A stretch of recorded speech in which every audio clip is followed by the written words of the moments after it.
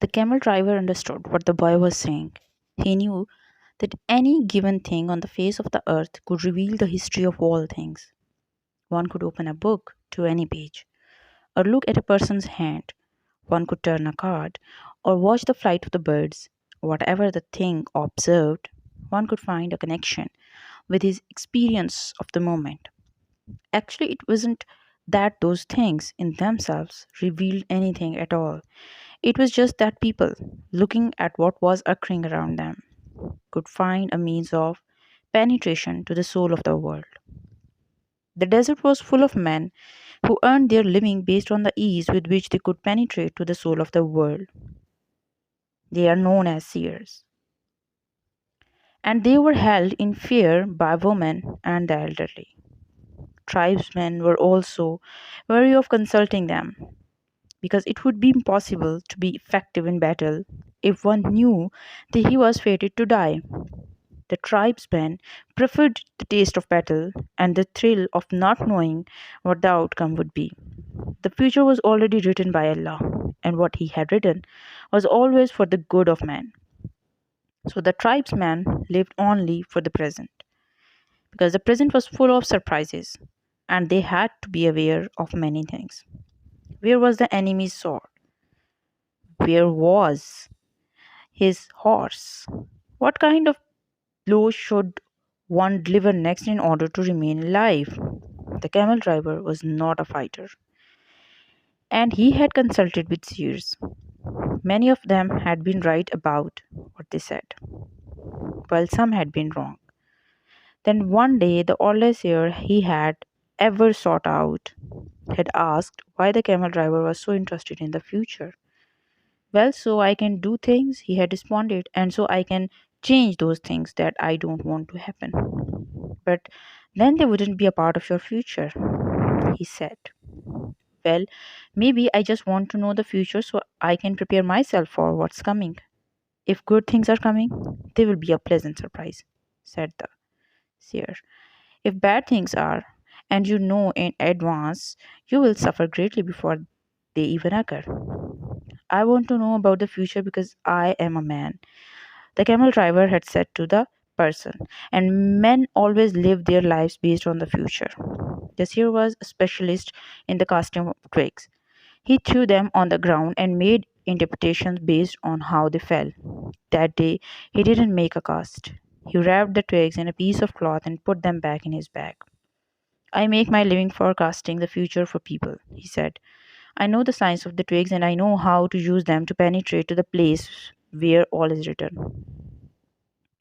There I can read the past, discover what has already been forgotten, and understand the omens that are here in the present. When people consult me, it's not that I am reading the future, I am guessing at the future. The future belongs to God, and it is only He who reveals it under extraordinary circumstances. How do I guess at the future? Based on the omens of the present. The secret is here in the present. If you pay attention to the present, you can improve upon it. And if you improve on the present, what comes later will also be better. Forget about the future and live each day according to the teachings, confident that God loves His children. Each day in itself bring with it eternity. The camel driver had asked what the circumstances were under which God would allow him to see the future. Only when He Himself reveals it. And God only rarely reveals the future. When He does so, it is for only one reason. It's a future that was written so as to be altered. God had shown the boy a part of the future. The camel driver thought, why was it that he wanted the boy to serve as his instrument? Go and speak to the tribal chieftains, said the camel driver. Tell them about the armies that are approaching. They will laugh at me. They are men of the desert, and the men of the desert are used to dealing with humans. Well, then they probably already know. They are not concerned with that right now. They believe that if they have to know about something Allah wants them to know, someone will tell them about it. It has happened many times before, but this time the person is you.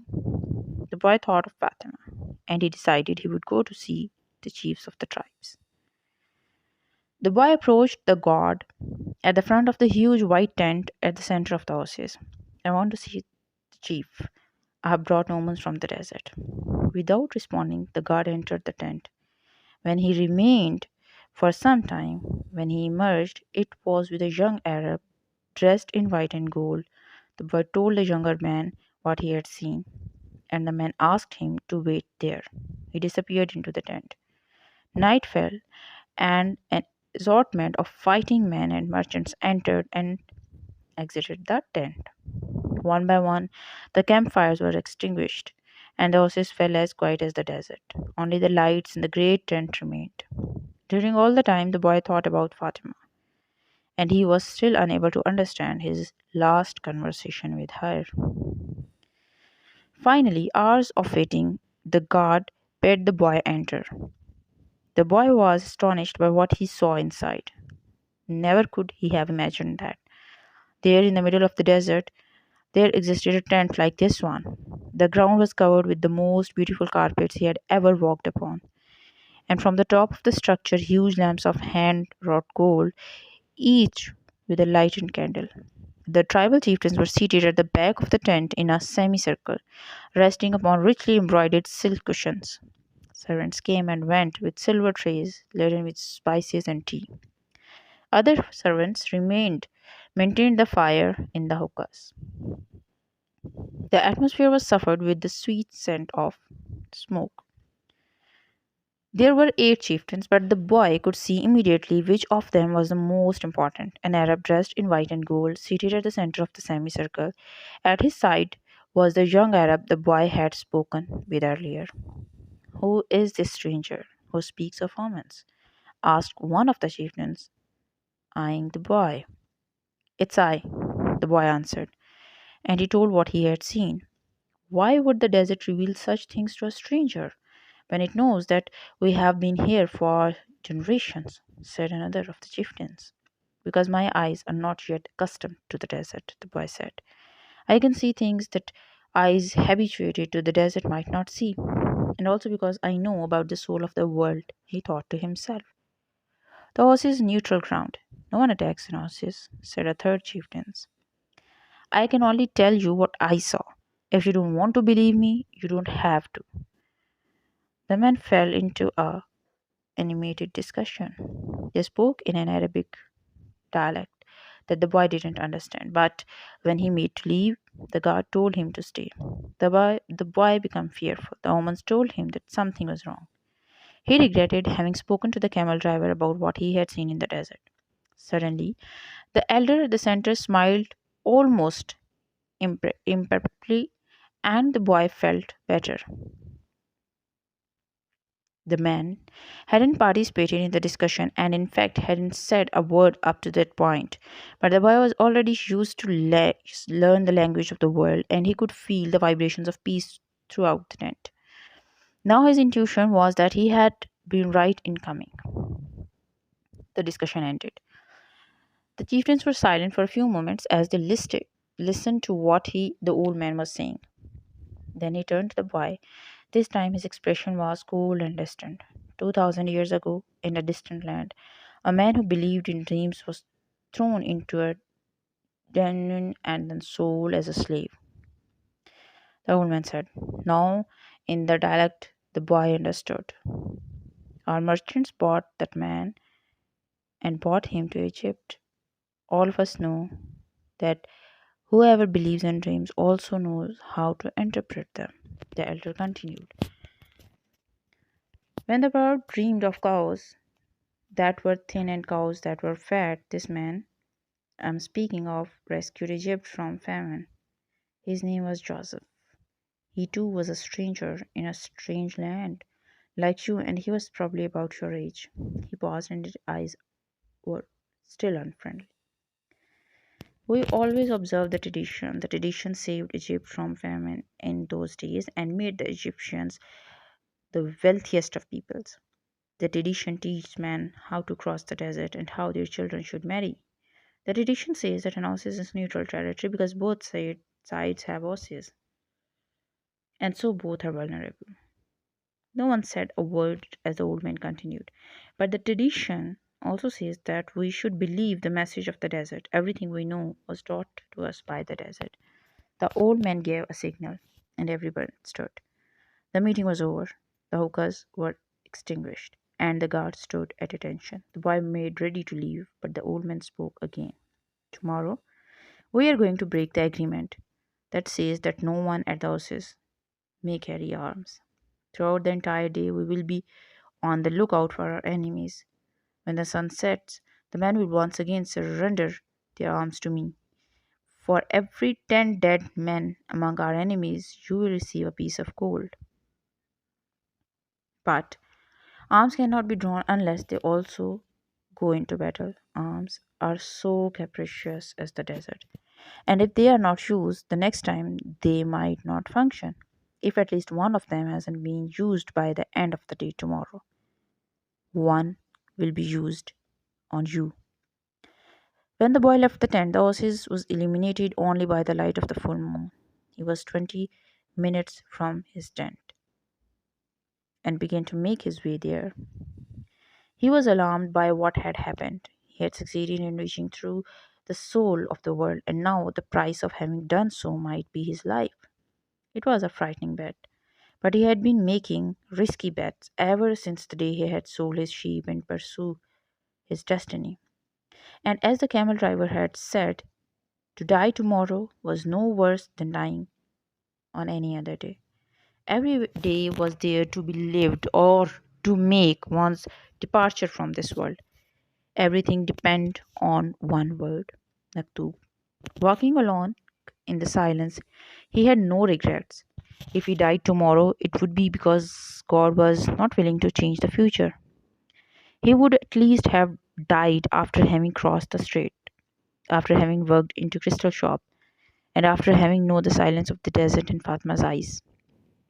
He had lived every one of his days intensely since he had left home so long ago.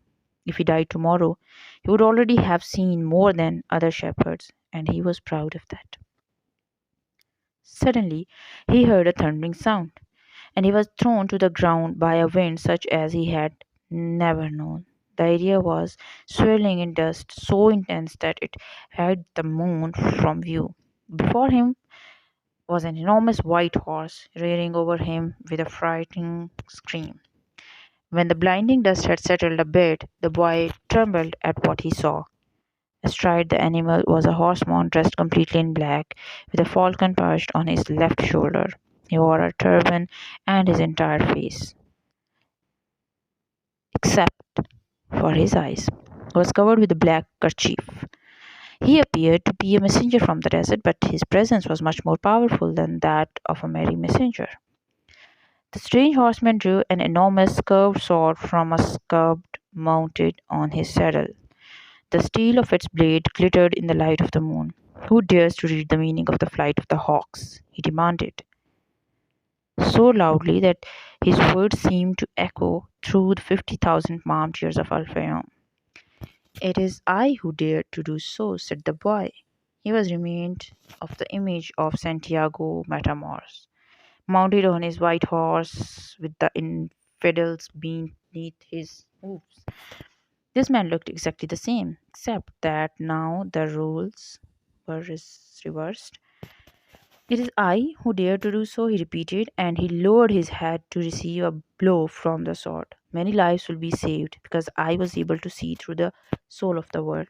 The sword didn't fall. Instead, the stranger lowered it slowly until the point touched the boy's forehead. It drew a droplet of blood. The horseman was completely immobile, as was the boy. It didn't even occur to the boy to flee. In his heart, he felt a strange sense of joy. He was about to die in pursuit of his destiny and for Fatima. The omens had been true after all. Here he was face to face with his enemy, but there was no need to concerned about dying. The soul of the world awaited him, and he would soon be a part of it, and tomorrow his enemy would also be a part of the soul. The stranger continued to hold the sword at the boy's forehead. "Why did you read the flight of the birds?" "I read only what the birds wanted to tell me. They wanted to save the horses. Tomorrow all of you will die because there are more men at the horses than you have." The sword remained where it was. "Why Who are you to change what Allah has willed? Allah created the armies, and He also created the hawks. Allah taught me the language of the birds. Everything has been written by the same hand, the boy said, remembering the camel driver's word. The stranger withdrew the sword from the boy's forehead, and the boy felt immensely relieved, but he still couldn't flew. Be careful with your prognostications, said the stranger. When something is written, there is no way to change it. All I saw was an army, said the boy. I didn't see the outcome of the battle. The stranger seemed satisfied with the answer, but he kept the sword in his hand. What is a stranger doing in a strange land? I'm following my destiny. It is not something you would understand. The stranger placed his sword in his scabbard, and the boy relaxed. I had to test your courage, the stranger said. Courage is the quality most essential to understanding the language of the world. The boy was surprised. The stranger was speaking of things that very few people knew about. You must not let up. Even after having come so far, he continued. You must love the desert, but never trust it completely, because the desert tests all men. It challenges every step and kills those who become distracted. What he said reminded the boy of the old king. If the warriors come here and head your head is still on your shoulders at sunset, come and find me, said the stranger. The same hand that had brandished the sword now held a whip. The horse reared again, raising a cloud of dust. Where do you live? Shouted the boy, as the horseman rode away. The hand with the whip pointed to the south. The boy had met the alchemist. Next morning, there were 2,000 armed men scattered throughout the palm trees of Al-Fayoum. Before the sun had reached its high point, 500 tribesmen appeared on the horizon. The mounted troops entered the oasis from the north. It appeared to be a peaceful expedition, but they all carried arms hidden in their robes. When they reached the white tent at the center of Al Fayoum, they withdrew their scamps and rifles and they attacked an empty tent. The men of the horses surrounded the horsemen from the desert, and within half an hour, all but one of the intruders were dead. The children had been kept at the other side of the grove of palm trees and saw nothing of what had happened. The women had remained in their tents, praying for the safekeeping of their husbands, and saw nothing of the battle either. Were it not for the bodies there on the ground, it would have appeared to be a normal day at the houses. The only tribesman's spread was the commander of the battalion. That afternoon, he was brought before the tribal chieftains, who asked him why he had violated the tradition. The commander said that his men had been starving and thirsty, exhausted from many days of battle, and had decided to take the horses so as to be able to return to the war. The tribal chieftain said that he felt sorry for the tribesmen, but that the tradition was sacred. He condemned the commander to death without honor. Rather than being killed by a blade or a bullet, he was hanged from a dead palm tree, where his body twisted in the desert wind. The tribal chieftain called the boy and presented him with 50 pieces of gold. He repeated his story about Joseph of Egypt and asked the boy to become the counselor of the horses. When the sun had set and the first stars made their appearance, the boy started to walk to the south. He eventually sighted a single tent, and a group of Arabs passing by that particular area, that it was a place inhabited by giants. But the boy sat down and awaited. Not until the moon was high did the alchemist ride into view. He carried two dead hawks over his shoulder. I'm here, the boy said. You shouldn't be here, the alchemist answered. Or is it your destiny that brings you here? With the wars between the tribes, it's impossible to cross the desert, so I have come here. The alchemist dismounted from his horse and signaled that the boy should enter the tent with him. It was a tent like many at the houses. The boy looked around for the ovens and other operators used in alchemy, but saw none. There were only some books in a pile, a small cooking stove, and the carpets covered with mysterious designs. Sit down. We'll have something to drink and eat these hawks, said the alchemist. The boy suspected that they were the same hawks he had seen on the day before, but he said nothing. The alchemist lighted the fire, and soon a delicious aroma filled the tent. It was better than the scent of the hookahs. "Why did you want to see me?" the boy asked. "Because of the romance," the alchemist answered. "The wind told me you would be coming and that you would need help." "It's not I the wind spoke about, it's the other foreigner, the Englishman. He is the one that's looking for you. He has other things to do first, but he is on the right track. He has begun to try to understand the desert." "And what about me?" "When a person really desires something, all the universe conspires to help that person to realize his dream," said the alchemist, echoing the words of the old king. The boy understood.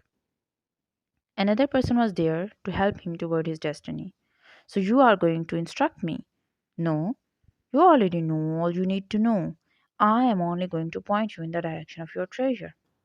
"But there is a tribal war." "I know what's happening in the desert. I have already found my treasure. I have a camel, I have my money from the crystal shop, and I have 50 gold pieces. In my own country, I would be a rich man. But none of that is from the pyramids," said the alchemist. "I also have Fatima. She is a treasure greater than anything else I have won." "She wasn't found at the pyramids either." They ate in silence. The alchemist opened a bottle and poured a red liquid into a boy's cup. It was the most delicious wine he had ever tasted. "Isn't wine prohibited here?" the boy asked. "It's not what enters man's mouth that's evil," said the alchemist. "It's what comes out of their mouth that is." The alchemist was a bit daunting, but as the boy drank the wine, he relaxed. After they finished eating, they sat outside the tent under a moon so brilliant that it made the stars pale. "Drink and enjoy yourself," said the alchemist, noticing that the boy was feeling happier. "Rest well tonight, as if you were a warrior preparing for combat. Remember that wherever your heart is, there you will find your treasure. You have got to find the treasure, so that everything you have learned along the way can make sense. Tomorrow, sell your camel and buy a horse. Camels are traitors. They walk thousands of paces and never seem to tire. Then suddenly they kneel and die. But horses tire bit by bit. You always know how much you can ask of them, and when it is that they are about to die." The following night, the boy appeared at the alchemist's tent with a horse. The alchemist was ready, and he mounted his own steed and placed the falcon on his left shoulder. He said to the boy, "Show me where there is life out in the desert. Only those who can see such signs of life are able to find treasure." They began to ride out over the sands, with a million lightning their way. "I don't know if I'll be able to find life in the desert," the boy thought. "I don't know the desert that well yet."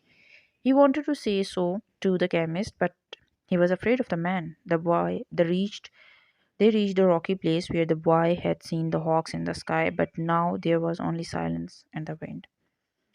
"I don't know how to find life in the desert," the boy said. "I know that there is life here, but I don't know where to look. Life attracts life," the alchemist answered. And then the boy understood. He loosened the reins on his horse. He galloped forward over the rocks and sand. The alchemist followed as the boy's horse ran for almost half an hour. They could no longer see the palms of the oases, only the gigantic moon above them and its silver reflections from the stones of the desert. Suddenly, for no apparent reason, the boy's horse began to slow. "There is life here," the boy said to the alchemist. "I don't know the language of the desert, but my horse knows the language of life." They dismounted, and the alchemist said nothing, advancing slowly. They searched among the stones. The alchemist stopped abruptly and bent to the ground. There was a hole there among the stones. The alchemist put his hand into the hole and then his entire arm up to his shoulder. Something was moving there, and the alchemist's eyes, the boy could see only his eyes, squinted with his effort. His arm seemed to be battling with whatever was in the hole. Then, with a motion which startled the boy, he withdrew his arm and leaped to his feet. In his hand, he grasped a snake by the tail. The boy leapt as well, but away from the alchemist. The snake fought frantically, making hissing sounds that shattered the silence of the desert. It was a cobra, whose venom could kill a person in minutes. Watch out for his venom, the boy said. But even though the alchemist had put his hand in the hole, he had surely already been bitten. His expression was calm. The alchemist is 200 years old. The Englishman had told him. He must know how to deal with the snakes of the desert. The boy watched as his companion went to his horse and withdrew a scimitar. With its blade, he drew a circle in the sand and then he placed the snake within it. The serpent relaxed immediately. Not to worry, said the alchemist, he won't leave the circle. You found life in the desert, the omen that I needed. Why was that so important? Because the pyramids are surrounded by the desert. The boy didn't want to walk about the pyramids. His heart was heavy and he had been melancholy since the previous night. To continue his search for the treasure meant that he had to abandon Fatma. I'm going to guide you across the desert, the alchemist said. I want to stay at the oasis, the boy answered. I have found Fatma, and as far as I am concerned, she is worth more than treasure. Fatma is a woman of the desert. She knows that men have to go away in order to return, and she already has her treasure. It's you. Now she expects that you will find what it is you looking for. Well, but I but if I decided to stay, let me tell you what will happen. You will be the counselor of the oasis. You have enough gold to buy many sheep and many camels. You will marry Fatma and you will both be happy for a year. You will learn to love the desert and you will get to know every one of the 50,000 palms. You will watch them as they grow, demonstrating how the world is always changing, and you will get better and better at understanding omens because the desert is the best teacher there is. Sometimes during the second year, you will remember about the treasure. The omens will begin insistently to speak of it, and you will try to ignore them. You will use your knowledge of the welfare of the oasis and its inhabitants. The tribal chieftains will appreciate what you do, and your camel will bring your wealth and power. During the third year, the omens will continue to speak of your treasure and your destiny. You will walk around night after night at the oasis, and Fatma will be unhappy because she'll feel it was she who interrupted your quest. But you will love her and she will return your love.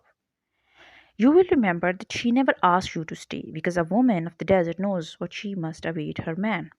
So you won't blame her. But many times you will walk the sands of the desert thinking that maybe you could have left, that you could have trusted more in your love for Fatima. Because what kept you at the oasis was your own fear that you might never come back. At that point, the omens will tell you that your treasure is buried forever. Then, something during the fourth year, the omens will abandon you because you have stopped listening to them. The tribal chieftains will see that, and you will be dismissed from your position as counselor. But by then, you will be a rich merchant. With many camels and a great deal of merchandise, you will spend the rest of your days knowing that you didn't pursue your destiny, and that now it's too late. You must understand that love never keeps a man from pursuing his destiny. If he abandons that pursuit, it's because it wasn't true love, love that speaks the language of the world. The alchemist erased the circle in the sand, and the snake slithered away among the rocks. The boy remembered the crystal merchant who had always wanted to go to Mecca, and the Englishman in search of alchemist. He thought of the woman who had trusted in the desert, and he looked out over the desert that had brought him to the woman he loved. They mounted their horses, and this time it was the boy who followed the alchemist back to the horses. The wind brought the sounds of the horses to them, and the boy tried to hear Fatma's voice. But that night, as he had watched the cobra within the circle, the strange horseman with the falcon on his shoulder had spoken of love and treasure, of the woman of the desert and of his destiny. I am going with you, the boy said, and he immediately felt peace in his heart. We will leave tomorrow before sunrise, was the alchemist's only response. The boy spent a sleepless night. 2 hours before dawn, he awoke one of the boy who slept in his tent and asked him to show him where Fatma lived. They went to her tent, and the boy gave his friend enough gold to buy a sheep. Then he asked his friend to go into the tent where Fatma was sleeping and to awaken her and tell her that he was waiting outside. The young Arab did as he was asked and was given enough gold to buy yet another sheep. Now leave us alone, said the boy to the young Arab. The Arab returned to his tent to sleep, proud to have helped the council of the horses and happy at having enough money to buy himself some sheep. Fatima appeared at the entrance to the tent. The two walked out among the palms. The boy knew that it was a violation of the tradition, but that didn't matter to him now. I'm going away, he said. And I want you to know that I'm coming back. I love you because. Don't say anything, Fatma interrupted. One is loved because one is loved. No reason is need for thing. But the boy continued. I had a dream, and I met with a king. I sold crystal and crossed the desert.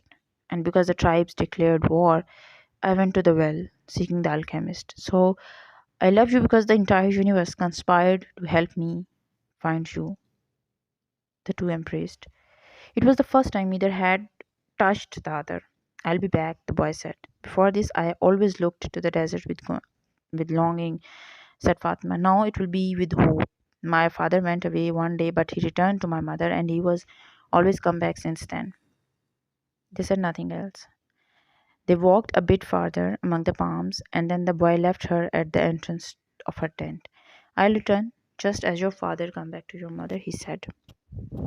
He saw that Fatma's eyes were filled with tears. You're crying? I'm a woman of desert, but above all, I'm a woman. Fatma went back to her tent, and when daylight came, she went out to do the chores of she had done for years. But everything had changed. The boy was no longer at the oasis, and the oasis would never again have the same meaning it had only yesterday. It would no longer be a place with 50,000 palm trees and 300 wells, where the pilgrims arrived, relieved at the end of their long journeys. From that day on, the oasis would be an empty place for her. From that day on, it was the desert that would be an important. She would look to it every day and would try to guess which star the boy was following in search of his treasure. She would have to send her kisses on the wind, hoping that the wind would touch the boy's face and would tell him that she was alive, that she was waiting for him, a woman waiting, a courageous man in search of his treasure. From that day on, the desert would represent only one thing to her, the hope for his return. Don't think about what you have left behind, the alchemist said to the boy as they began to ride across the sands of the desert. Everything is written in the soul of the world, and there it will stay forever. Men dream more about coming home than about leaving, the boy said. He was already accustomed to desert silence. If what one finds is made of pure matter, it will never spoil, and one can always come back. If what you had found was only a moment of light, like the explosion of a star, you would find nothing on your return. The man was speaking the language of alchemy, but the boy knew that he was referring to Fatima. It was difficult not to think about what he had left behind. The desert, with its endless monotony, put him to dreaming. The boy could still see the palm trees, the wells, and the face of the woman he loved. He could see the Englishman at his experiments and the camel driver who was a teacher without realizing it. Maybe the alchemist has never been in love, the boy thought. The alchemist rode in front, with a falcon on his shoulder. The bird knew the language of the desert well, and whenever they stopped, they flew off in search of the game. On the first day, he returned with a rabbit, and on the second, with two birds. At night, they spread their sleeping gear and kept their fires hidden. The desert nights were cold and were becoming darker and darker as the phases of the moon passed. They went on for a week, speaking only of the precautions they needed to follow in order to avoid the battles between the tribes. The war continued, and at times the wind carried the sweat, sickly smell of blood. Battles had been fought nearby, and the wind reminded the boy that there was the language of omens, always ready to show him what his eyes had failed to observe.